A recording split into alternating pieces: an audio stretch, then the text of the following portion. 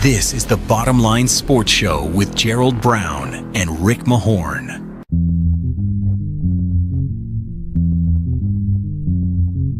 Imagine you trade a Chet Holmgren for a Giannis Antetokounmpo. These guys are athletic as you know what, and you go like, oh my gosh, where's the fundamentals? Where's the pass first mentality? That's not in the league anymore. And now here's your host, Gerald Brown and Rick Mahorn. How's it? We back on the scene with a gangster lean. Once again, Gerald Brown, Rick Mahorn, Ricky D. How about a round of applause? Man, please, nobody gonna give you a round of applause. You ain't leaning in no gangster lean. What? You still got your Pontiac 88, Delta 88? Nah, I let drop PJ hold top. With the drop top, G. What up, G? What's up, Rick? Hey, Rick, we got to announce this again. And you know what? Got to play the sound. The lovely ladies of the WNBA and the WNBA management, governors have avoided a strike. They have reached an agreement, more money in the pot. That's good news. I mean, it's good news. It's good news because that means we're going to have WNBA basketball this spring and this summer.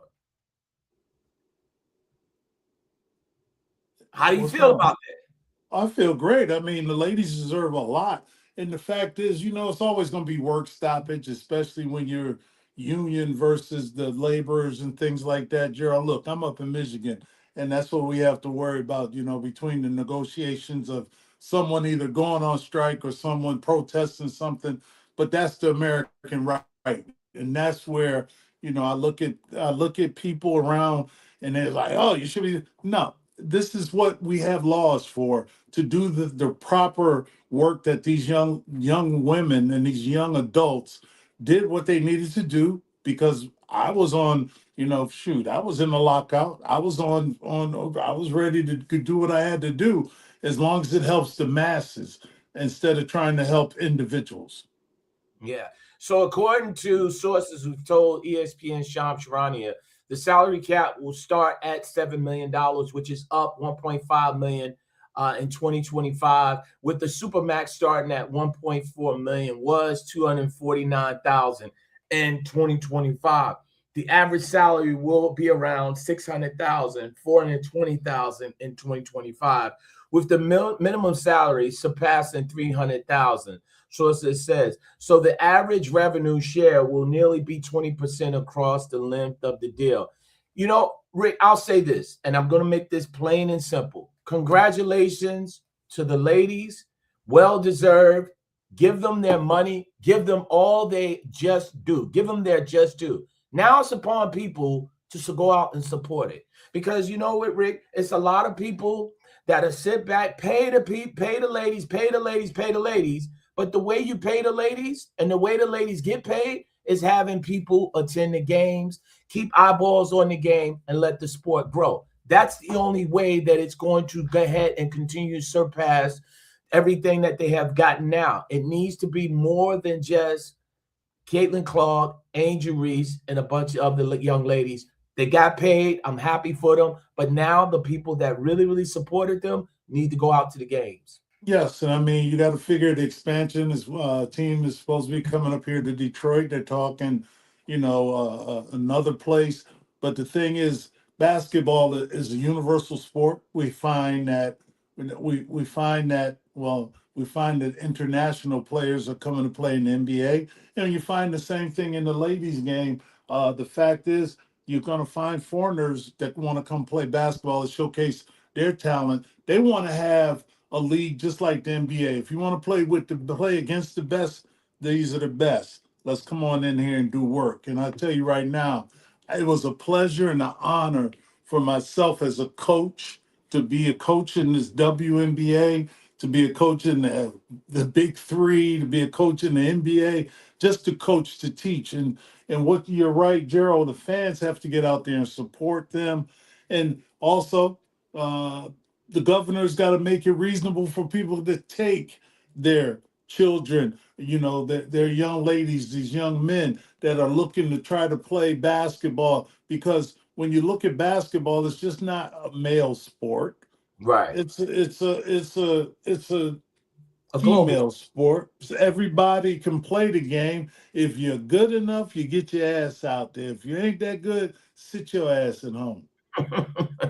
Well, you know what? You mentioned something in regards to the fact is that the WNBA is expanding and they're coming back to Detroit. I Get remember back. get back. I remember the Detroit Shock. They had a ton of success. You had a chance to see it firsthand.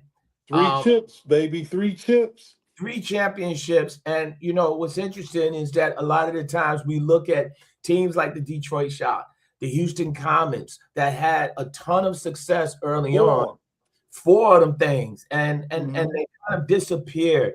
But what would it mean for the Detroit franchise coming back to the city of Detroit, and how important will it be for, once again, fans to support the product in the city of Detroit?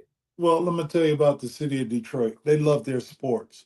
Baseball, even when we was 14 as basketball, when the Pistons were 14 and whatever, they still got support. Maybe it's because we're playing other teams. Hey, that's on them. They're spending their money, their hard-earned dollars to go to the game. And you got to give them. You have to give the fans something to go to see, to make sure that this is good basketball. But Detroit has supported all of their pro teams, from the Lions to the Tigers to the Pistons to whatever team's here. The soccer team, they really doing a good. I mean, it's fun because you know what? This is a hard working town, city, state. We're known for automobiles. So I mean, it ain't like everybody riding around the Rolls Royces here like they do in LA.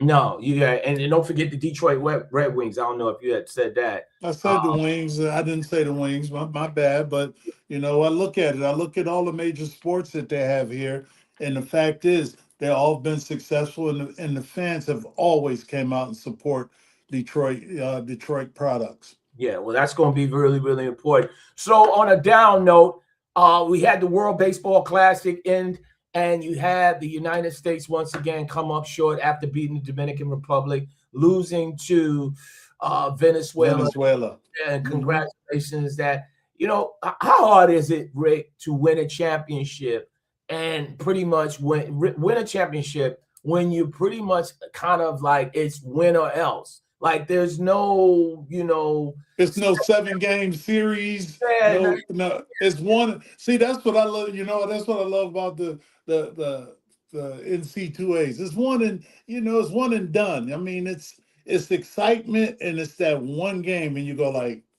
hey, if we lose, we can't go nowhere. Yeah. So when you look at that, when you look at the whole situation with the USA and the baseball, I've often questioned the timing of the World Baseball Classic. Now, it happens every 3 years, but you're talking about guys like all these players. They're pretty much, majority of these players are playing on Major League Baseball teams. They essentially had to play last night and then turn around and smack dab, go back into training. Spring training. And, when you look at it, if I'm not mistaken, you're talking about the New York Yankees opening up their season March 25th in San Francisco. So that is not like a lot of time. In fact, that's next week. So you play the game on Tuesday. You're talking about a week from today, they're playing a game and stuff. Is that too much of a turnaround, or these guys are creatures of habit? It's pretty much business as usual. It's business as usual, Gerald. One thing about it, I remember guys would go to All-Star game. They do the All-Star during the middle of the season. And you got guys that didn't make the All-Star, they're home resting, or they're doing some other things, taking care of their family, whatever they're doing. And the fact is, I remember Isaiah would come back, because you got to look at it and say they're already practicing, they're already ready for the season. They just got to come back and get back. Get the continuity that this team is trying to get, this identity to keep going. This is what they're looking at. Like, it'd be like, okay, I'm already in shape. What do I have to go, back there? But the fact is, you want to go back there to build up what this foundation of you trying to win a championship. If you're glad to do that, then go for it. It is definitely going to be something interesting to see. So we're talking about, obviously mentioning this is March. It's March Madness, and it's happening. When you look at this, Rick, what is it about March Madness that really this time of the year? Because obviously you play it at an HBCU. Shout out the HBCUs, all of them that's out there. I ain't shouting out to Howard, but they won a lot. They won. They're in the big dance. So I got to hear from all these Howard people around here. Oh, we're the real HU. I wouldn't give two damn cents if you're the real HU. Yeah, I went to the Institute. I got my jersey up there. My jersey's hanging in my rafters back at Hampton. So I look at it like, okay, congratulations, Howard. I look at teams that, don't really get the respect that they have to play the quote unquote playing game. Yeah, that's a little extra cheddar. And the fact is that when I look at it, I look at all these teams who are number one, number 64 or whatever. I look for upsets when it comes to that, because when you have all these, all those naysayers out there saying, well, they're the best team in basketball. Look, I didn't think South Carolina would lose. Get my girl down there doing a thing, winning those championships for the knock knees. That's my girl. I love her to Dawn death, man. Staley. Shout out to Dawn Yeah, Staley. Dawn Staley, boy, I swear, it's like, girl, them knees be knocking. I'm put some cymbals in there so we can hear some music. But the fact is, she lost in her turn. They lost in their tournament, and Yeah. that's it's just one game, and that's what I like about college sports, high school sports. It's not a 5-game series or 7-game series. I think they put that in there so they can make more money for each round. So if you go 7 games and win 4 out of the 7, you advance and stuff. And I'm sitting there going like, yeah, I know, but you say, hey, as long as your team is winning, you're going to enjoy it. That's why I enjoy March Madness from the ladies' side, from the men's side, and I just think it's exciting. Yeah, when you look at this, Rick, and obviously as a player and still being around a part of the Pistons, working with the broadcast staff, how much did you guys get into it when the tournament was going on? Because obviously you're still in your midst of your season, but I always felt like this time of the season of the year, and this kind of, if you will, the ending of with this ending of the college basketball, this lets you know that the big boys, if you will, are up next. The NBA playoffs are right around the corner. So how much did you guys get into it and follow what was going on, even while you're kind of wrapping up your season? Well, I could, from my perspective, from what I had to deal with, being from a historically black college and being from Division II at that time, I didn't care. I wanted everybody to lose. It was like I had that little chip on my shoulder. Hope North Carolina lose. I hope Duke lose, because if I get a chance to play against them, I'm going at their ass. And that's what I did. I made it in the NBA. I got a ring. I'm good. I'm talking about watching the games, Rufus. Watching the games. Gerald, we have games as well. Right. Ain't nobody really, you'll have games on, what is it, Thursday, Friday, Saturday, Sunday. Yes. You got 4 days out of the week, but the NBA's not stopping, because even with the Big Ten championship just passed this weekend, and you go, okay, let's see who. Nah, we're thinking about other things. And when I look at it, I look at who's going to be the first pick, but I don't really look at it to be, because I'm not making the pick. But when you look at it, you want to make sure that those people who they predict to be the number one pick play like a number one pick, because all eyes are on them for that certain game. Yeah. So it should be really interesting. We really excited. Get ready to talk to in a little while Gus Johnson. I'm really curious to get his thoughts on just the landscape of college basketball and seeing how everything is played out. And I want to know the landscape of his hairline.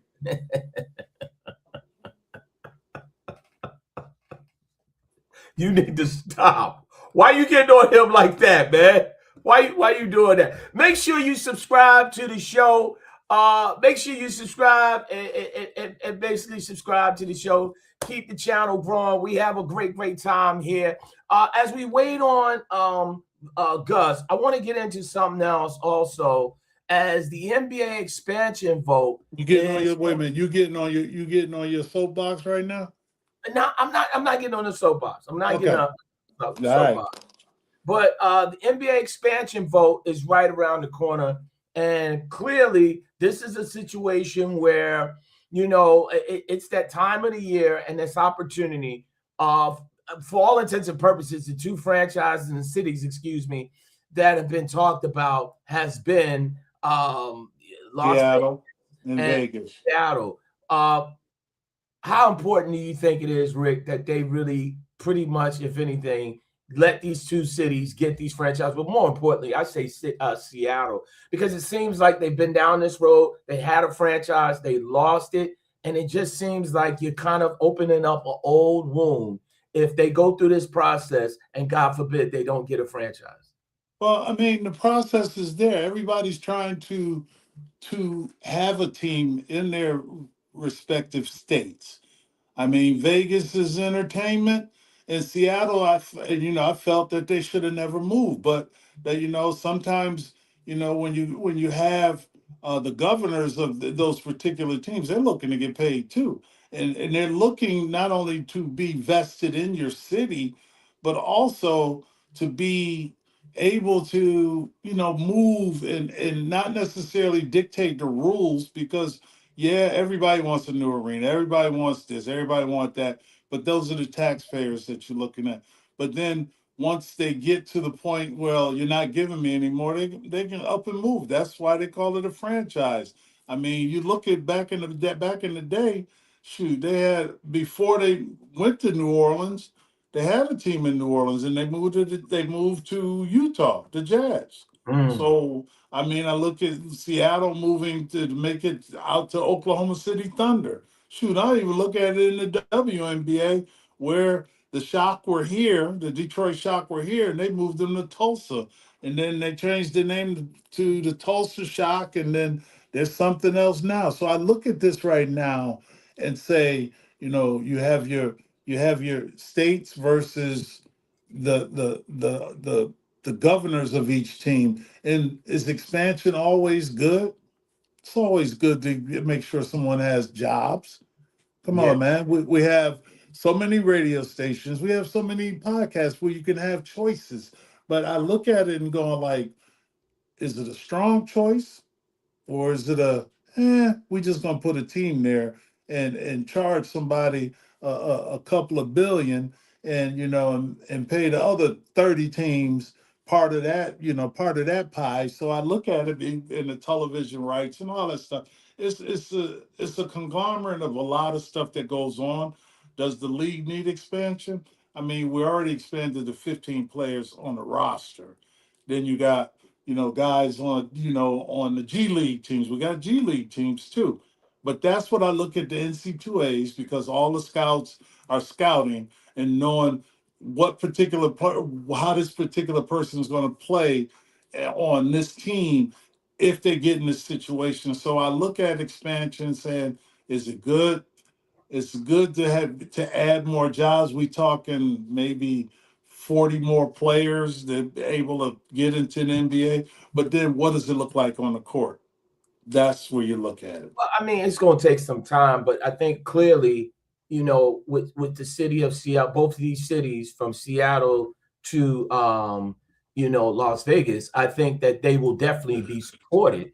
And clearly is something by the fan bases will definitely support that and stuff. So that would and I get you. I get you on that tip. And I know we ain't gonna talk long on it, but then I look at, Vancouver moving from Vancouver to Memphis. So oh man, I'm glad he got a hat on, because I'm swear, boy. I was trying to make sure the sun ain't shining. Let's break on our guest. Forget that. Hey, he was already on. I got a basketball up there. Does it look like him? hello, Mr. Johnson. Hey there, handsome. My Wait. Hey, favorite no, person in I'll the whole introduce world. him. Hey, everybody, it's Gus Johnson. That's it. Hi. Can you hear me? No. No, we can't hear you. I It's can't just hear you. due. We gonna give this brother his just Oh, due because you know what? No, hell no. You Rick. see, No, we yo, not G, giving it. Hell yo, no. G, you see how this black on black crime over here? I'm just saying, You this black? dude right here, You he done black? lost all his weight. I No, can't let me you talk. black? Shut up, let me You a talk. light You skinned done brother. lost all this weight. You getting all handsome. Nah, You see. the big three. You the Pistons. You know, you really feeling yourself nowadays. I see that, Mahorn. Hey, look. I can't wait to see you listen to you on TV because I don't want to see your face. See?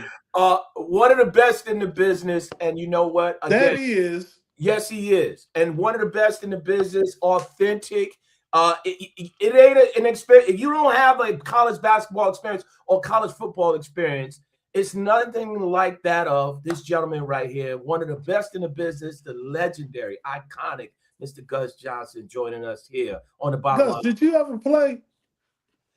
BJ told me he played. BJ said he played. BJ said you played. You played up in the Saint, right? Of course I did. I played for Sam. Okay. Yeah. BJ played a little. Shout out to You know what? He was in there sweeping I don't know the why, St. Cecilia G, floor. why you got me on with this dude, man? It could just be me and you. I don't need this dude. Hey, look, I don't need Gus, this problem in my life. With a doggone button, I'll push it on you real quick. Man, What Gus, up, Gus? I can't. You know, it's your friends. It's your friends.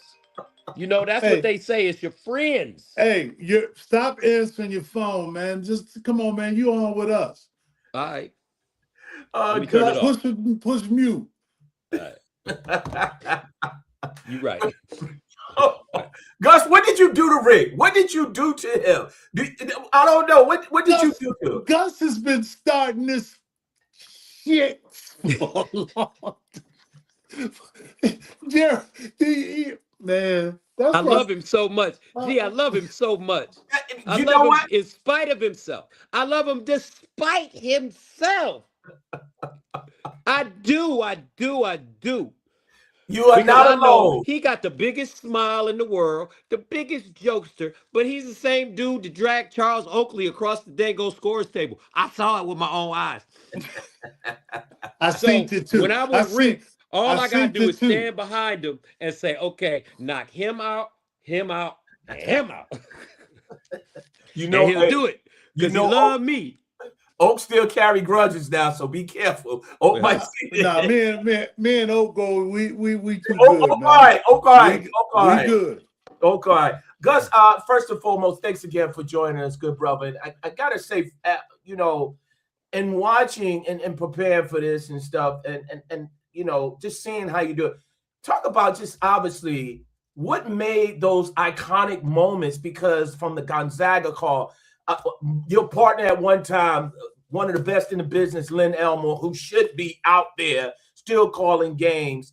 How do you make an iconic moment? You just recently had one with Indiana in college football and that game and stuff. What makes an iconic moment? Because it just seems so authentic, and it just seems like it comes so natural. It's natural for him. Man, I'm from the west side of Detroit. Dexter and Ewald Circle, Livernois and Davidson. I played at St. Cecilia. I'm a Beacon. I played for the West Side Cubs. All right. And UD High. I just love sports, man. Sports saved my life. Mm-hmm. It was a lot of stuff going on when I was growing up in that neighborhood. And, you know, there were organizations that were recruiting young people like myself that my father made sure I didn't get into, and my mother made sure that I was in sports at the Boys Club on Livernois in Michigan, the Howard B. Bloomer building. That's where I learned how to play ball from the time I was 6 years old. My mama dropped me off and she said, all right, now, I'll never forget, we had to pay $1. Wow. It was $1 to go to the Boys Club a year back then. Mm-hmm. And mommy, she saw the pamphlets somewhere on some kind of board. Mama used to always check like bulletin boards and stuff. And she saw the pamphlet for the Boys Club and she brought it home and she asked me if I wanted to go down there and maybe join. And I said yes. And we went down there that day. And she went and with Miss Edna signed me up for the Boys Club for $1. And I walked her back out to her car as I was getting ready, as she was getting ready to leave. And she said, now, I'll never forget what she said. She said, now go learn how to play. And that's when it started for me. It's 6. So I just, sports for me, I mean, it saved my life. It kept me focused. It was that place, that safe tree that I could go to, when I was, growing through your adolescence and, school and girls and wanting to make sure going to church and the responsibilities I had at church with the choir and being an altar boy with Father Finnegan. And it was all sports. So I don't know, man. People talk about these iconic moments and all that kind of stuff, and I think that's really cool. But I'm in it right now. I'm in it. Yeah. And maybe one day when I look back, when I'm old man, like Rick Mahorn's age, I might be able to, hopefully I'll be in that kind of shape when I'm an old ass man like Rick Mahorn. Hey, Gus, you ain't nothing but love and respect. Give it to him, Gus. Give it to him, please. But Gus, when you look at Lions, baby. Lions. What you said, Tigers? Lions. Don't pull my boys. Don't pull that picture. And by the way, we about to beat Michigan ass. The Howard University Bison. You heard it here first. It's going to be the greatest upset in the history of college basketball.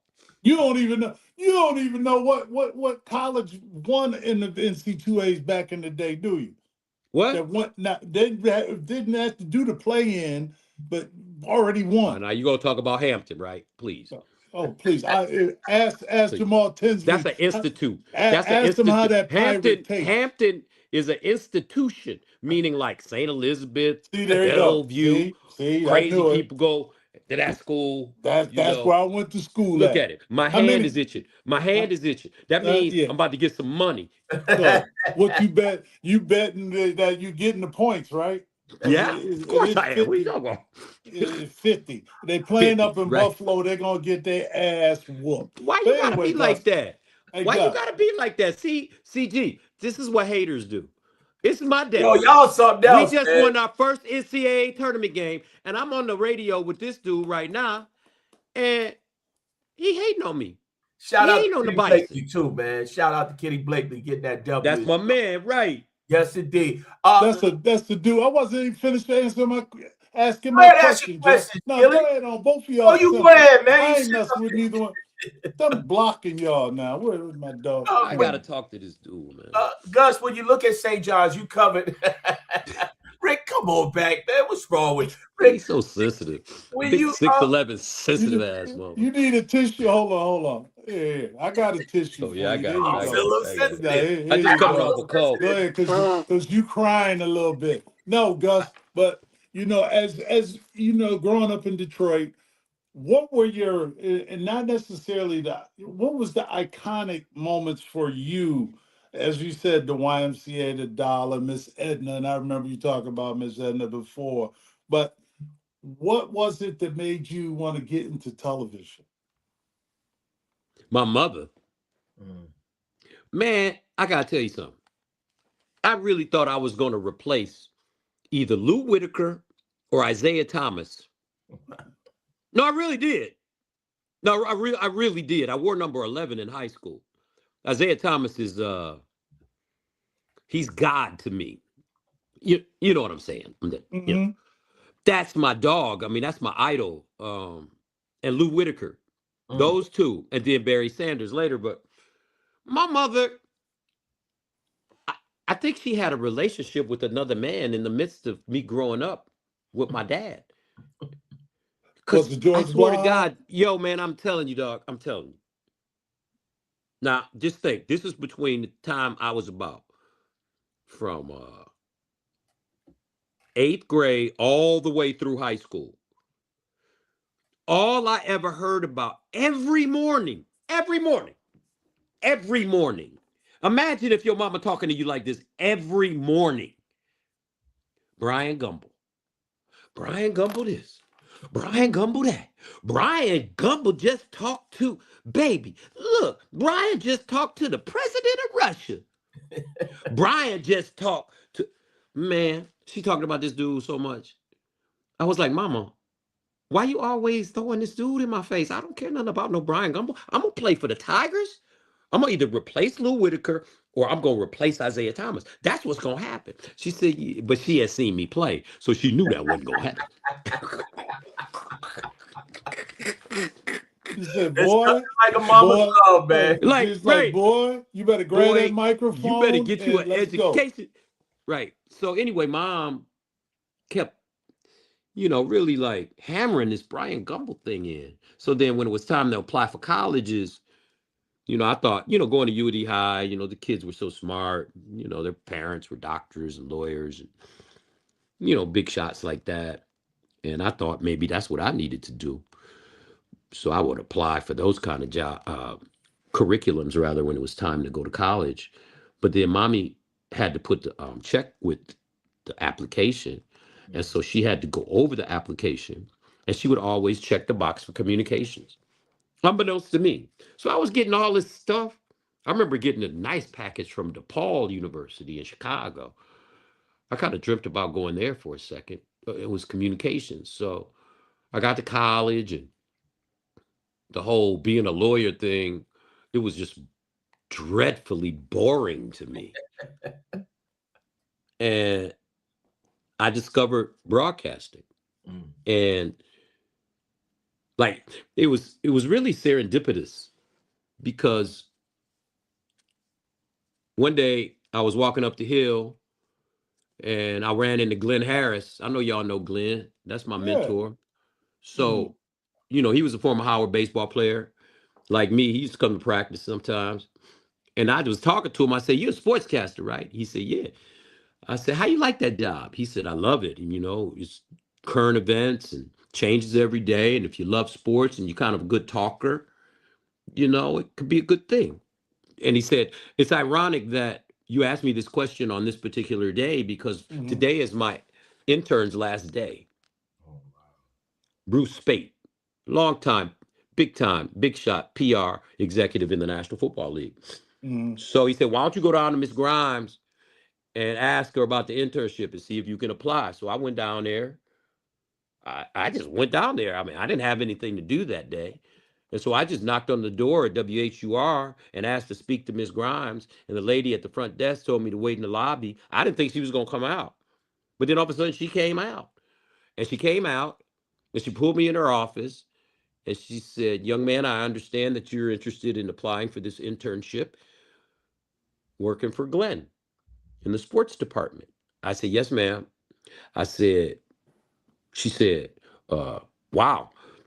And I said, "Wow, wow, what?" She said, "Nobody applied. It's your job." And check this out. I was on scholarship at the time. It paid $500 a semester. So I am a walking NCAA violation.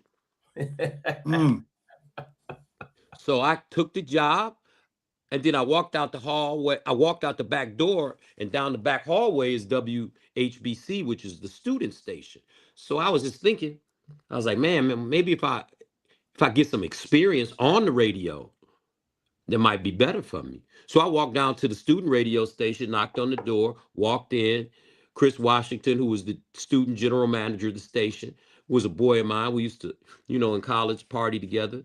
New York dude, all the hip hop with Eric B. and Rakim and Slick Rick and, Dougie Fresh, all that. And I said, "Yo, Chris, I just got an internship down the hall at WHUR. I was thinking maybe I should try to get a job on the air. So I come down here, talk to you." He said, "Man, wow."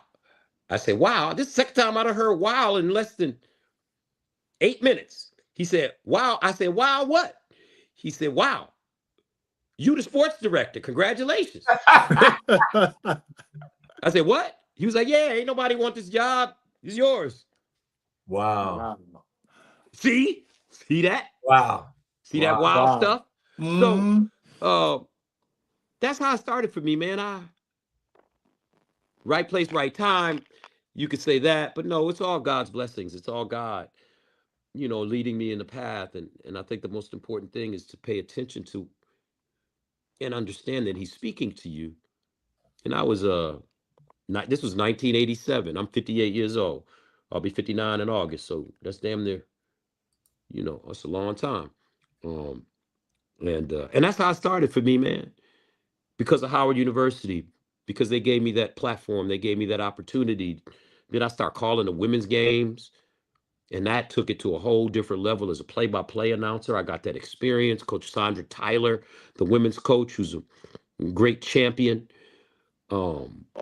She put me under her arms. I remember, Rick, going down there to the CIAA championship, and Howard got a fight, and they were pulling chicks' weaves off. Wow. In the middle of the fight. It was the greatest thing I'd ever seen in my life at that time. Say what? It's up with your internet, Rick. We can hear you now. Pay your internet bill. Stop stealing your neighbor's internet. Listen to him. See, that's Hampton, unorganized, not paying attention to detail. You see this, Rick? Whatever, G. It's gonna be me and you, man. We get this too. We good. He's trying to get it. I can't even hear him. Look at he froze. He froze on the screen. Look at that face.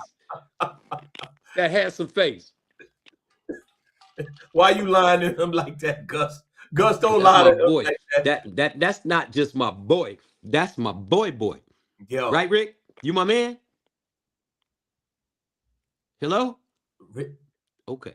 Rick is something else. Gus, I want to ask you, obviously, you just happen to be a part of the Big East, and we just witnessed we're on the cusp of the NCAA tournament in St. John's, and what Coach Pitino has been able to do. I'm representing the Louisville Cardinals and stuff, and his impact in that short period of time. Have you ever seen a coach come in and have that type of impact on a program? And how far do you think this team, this St. John's team, can go in this NCAA Cup tournament? Yeah, I have seen that kind of coach recently. Kirk Cignetti at Indiana with football. Yeah. 2 years he wins the national championship. It's like, really? I kind of got a problem with where St. John's was seated. A 5. I mean, they beat Connecticut twice, won back-to-back regular seasons and Big East tournament championships. And you're seating them a 5, and now they got to go way out to San Diego. And I mean, that's going to be a tough one for them. And the way they play in the NCAA tournament, it's always about officiating and how are they going to let them play defense? Are they going to let them be physical? You get 2 fouls for Zuby Ejiofor in the first half, then they got problems. So I'm so impressed with what Coach Pitino has done. More than that, man, I love watching him at practice. I don't know if you've ever been to a Rick Pitino practice. Yes, I have. Yes. Man, it's like the best thing ever. It's like you sit there and you're watching Socrates. Yeah. And I love how he always says in practice, be a basketball player. You got to be a basketball player. He's a national treasure, Coach Pitino, a national treasure. And it's an honor and a privilege to be able to be around him. That's what I think. Yeah. And I hope they do well. I want them to do well, but I kind of think they got jobbed. Yeah. I think the whole conference itself only got 2 teams in there. You're talking about them along with the A-10. I know Rick is having some tech problems or something like that. Rick, are you back on it? We can hear you, Rick? Yeah. Well, and nevertheless, when you look at the whole situation with the Big East, Coach Pitino has actually talked about the fact is that perhaps maybe you have a situation where you have a ACC and a Big East merge. Do you think that we're headed to that type of space where we'll have something where the ACC and Big East merge just because of the fact is what has been created by the SEC and the Big Ten along with the Big 12? I hope so. you know, from a basketball play-by-play man's perspective, the ACC and the Big East merging, man, that would be heaven. I mean, that would just be heaven. You know, St. John's going down to play Duke, North Carolina going up to play Connecticut. You know, that would just be heaven. I like the Big East the way it is because it has so much tradition with Patrick Ewing and Pearl Washington and Mark Jackson, Chris Mullin, Walter Berry, all these great players, Ray Allen, Rip Hamilton, Danielle Marshall. A lot. It's just a rich history, and it's the Garden. But you know, the one thing that we know is that things change, and that might be what needs to happen moving down the road. You know, but you know, we had incredible ratings. Our ratings for college basketball are up 40%. 40%. And the game against St. John's in Connecticut, all-time high rating number, 1.77 million people for a Big East championship game. So on Fox. So I think the game itself, college basketball is healthy because as we know, Rick Mahorn's NBA dudes, except for the Pistons and probably Oklahoma City and a couple other teams, they don't play hard no more. They don't play every night. Load management. I don't know what that is. Rick, what is that? Load management. My phone is dying, so I want to make sure I got it. But you know, it's like, come on. You know? I got a question. You know, you talk about, you know, the games where, you know, you see guys getting into the NBA. Is it because they only play 1 year and they're not ready to mature into the player that they assume they're going to be? You know, you were breaking up. I can't really understand your question. What did he say? Well, Did you understand? Rick was saying that, you know what, when you see these guys that played 1 year in college and stuff like that and go to the NBA, I think he was alluding to the fact it's the type of impact that it has and stuff on the game and stuff. And how much of an impact do you have when you have a kid like young men like AJ DeBonster, Caleb Wilson, and just to name a few of those guys that's coming in there and going straight to the NBA. Their impact, even though it's a short period of time, the impact they have on college basketball. Well, yeah, because they're stars. And that's what we want. I mean, you can't keep a kid AJ DeBonza or Darren Peterson. You know, they're not meant to play college ball. They're meant to play in the NBA. So they come in, give us a year, make us excited, and then we can follow them for the rest of their careers as NBA players. But we're experiencing an influx of European players in college basketball. I mean, kids that have already played pro ball in their countries. Now, it's not pro like the NBA, but they come in with experience. They've played in big games.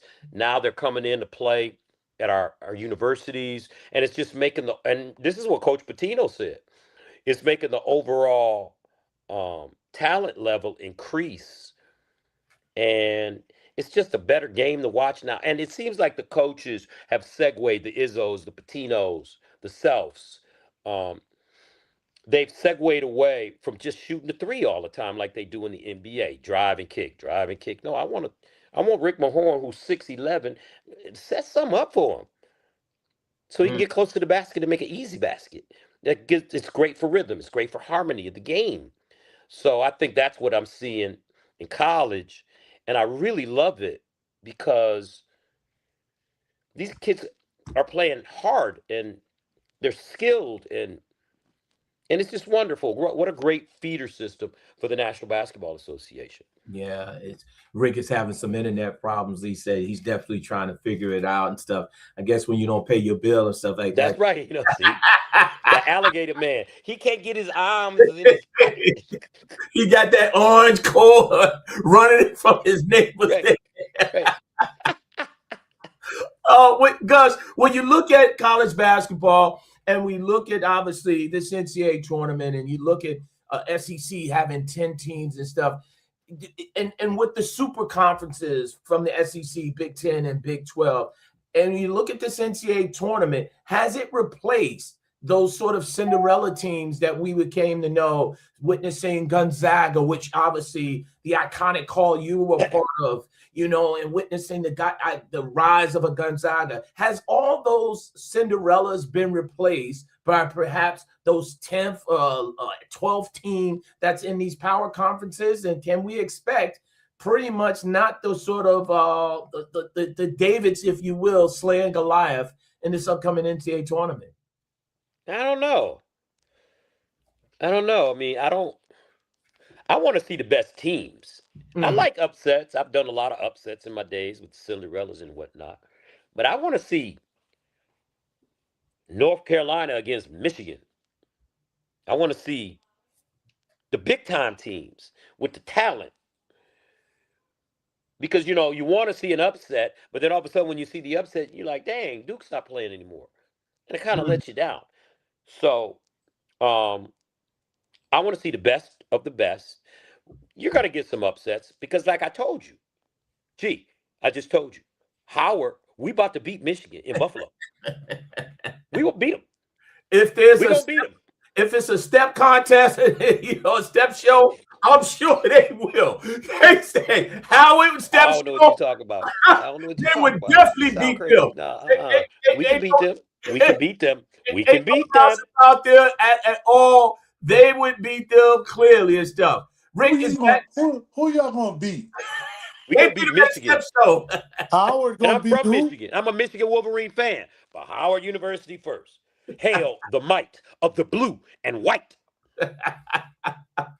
Rick is back. Hey, Rick, I was asking Gus about the fact that has Cinderella been replaced by obviously these power conferences and stuff, and really, the chances of seeing a UMBC or how it upsets some of these teams and stuff, have we fallen by the wayside or whatever? Well, I'll tell you right now, Gus, and I want to ask you about that NIL money. Is that to me, that's hurting schools that we went to. Schools, the smaller schools that can't hold on to a player to build that name up. And then you look at it, you go, man, he was just at Hampton, and now all of a sudden he's somewhere else. I think it's the greatest thing in the history of the world. Really? Yeah, man. Our boys is making money, man. We creating generational wealth. I don't mind that, but not everybody's getting that generational wealth, though. Well, that's okay. Get in where you fit in. If you got the talent, you're going to get paid. And the most important thing for our boys, and you know what this is about, 60, 70% of these kids that's getting this good money are black kids. Mm-hmm. Black African-American young men. They're getting an education and getting paid, walking away with $500,000 or more dollars. Taking care of their family. Yeah, man. That's like, forget all that. I mean, just think about you. If you came out today, Rick, you'd be making $2 million at the University of Virginia. Not at Hampton. But you would be at the University of Virginia. Yeah, I'd probably be up there in or Virginia Tech. Yeah, right. That's what would happen, and that's as Socrates would say, is all about the greater good. And the greater good is our boys are getting, and our girls, young ladies, are getting paid too. Are getting paid. As Daddy used to say, if it don't make dollars, son, don't make sense. Gus, go ahead. I'm sorry. Gus. No, I'm just saying I love it. Yeah. When you give us your final four, picks and who you think cuts the nets down. Yeah, Duke, of course. I think Duke's gonna win it. Really? I love Duke, man. I think just every year. John Shire, man. Yeah. He took over for one of the greatest coaches in the history of basketball. And he hasn't missed a beat. He hasn't won the championship yet, but that's coming. Yo, Rick, I know you like that Cooper flag, man. Woo!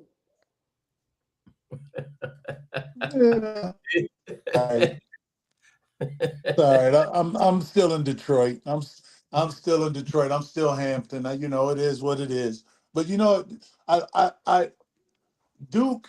Even when they had Cooper Flag and what's his name, Kerpen or whatever, Knipple. I look at them and say, if they didn't win it with them, how the hell are they gonna win it this year with the Boozers? Because they just reload, man. Yeah. Yeah, Yeah. they They just reload. reload. But see, when I look at championships, I look at I know you like championships because Cameron Boozer. I know I you do like like Cameron Boozer. I like Cameron Bruiser. I mean, he could play. But I look at this when I look at it. Did Paulo win one? Mm-mm. No. You. I mean, I'm not. Why are you so negative? What's wrong Yeah. with you? Because You always so negative with just a no, hater in you, because man. Like, you man, we want to know not what? talking Hey, about hey, you know yesterday. it's We two talk things. about today. It's two things that's always going to burn my britches. Is that I used to hear about this Duke stuff. I used to hear about the North Carolina stuff, and I used to hear about the University of Virginia, and all. I used to hear that being at a D two school, black college, and the only thing I did was wanted to kick their ass. And so it's still till this day. I don't care about no Duke. Even Grant Hill's a personal friend of mine. I tell them them Dukies suck. I was hoping they lost. Every time Georgetown hit the pavement, they should have whooped their ass. Mr. Shannon just text you. I just gotta. He just mad at me, Mr. Shannon, on the thing here because I didn't pick Connecticut. I mean, I love Connecticut. They're number 2 seed, but they just got blown out. Yeah. Yeah. They can't create a shot. They can't create shots. Yeah.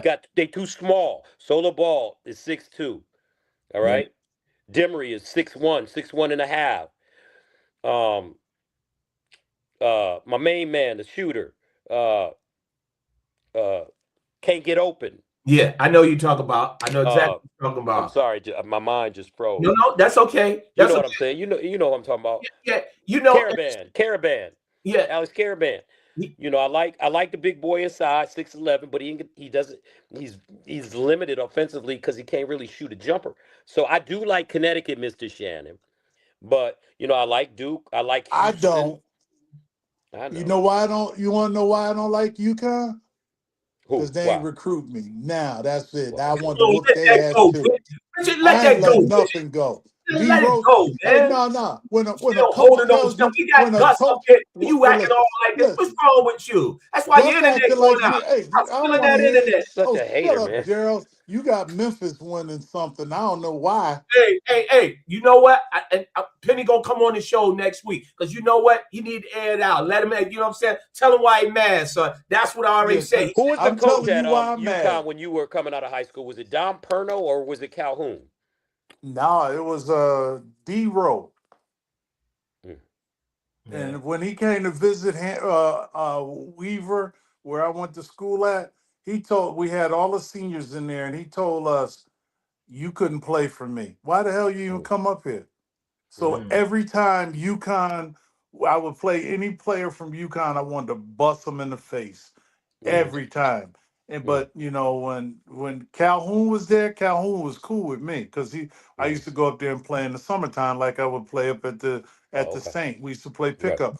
But I look at when I'm looking at college sports. Okay, you talk about Duke, you talk about UConn. I look at teams like you already talked about who's this St. John's? Patino. Patino. I like the way Patino's got that team playing. Hmm. And that's the scary thing. That's the scary thing about that one there. And then you look at Michigan. I look at Michigan. I did a couple of games in Michigan. I think Michigan's got a very good team to do some damage. Yeah, But they lost that boy Kaysen though. yeah, Yeah, he That was did. a big loss coming off the bench. That kid's a pro, and Yeah. losing him coming off the bench and his scoring, he had big shots this season. So that's the one thing I see with the Wolverines. But Dusty May, you got to give War Manuel a mad shout out, the athletic director of Michigan. He just did a great job in hiring Dusty May. Man, 2 years he comes in, bam. Winning the Hmm. conference championship back to back years, and regular season, tournament. So number one seed, and I just love what they're doing. Have you seen? Oh wait, obviously you have Yax Lindeborg. Oh, yeah. please. Damn, he Listen. good. I Mm, told I told a scout, not a scout that, it was a scout. I said, Scout, I said, have you seen Lindenberg? Oh, he's okay. And I'm sitting there going like, what? yeah, he's okay. But this young man could play defense, plays offense, And I mean, and he's a very smart basketball player. And I look at that just because he's been in. This is where people look and go like, oh, he's too old because he stayed in college. I No. don't get it. No, I think that what Coach Pitino said was something interesting. He's like, I'm not really interested in recruiting a freshman. High school kids, yeah. No, they got to go Yeah. somewhere, get some experience. Yeah. Yeah. Yeah. Because why would you recruit a freshman? Because he gonna come and stay a year, get good, and then leave. Yeah. I Most got likely.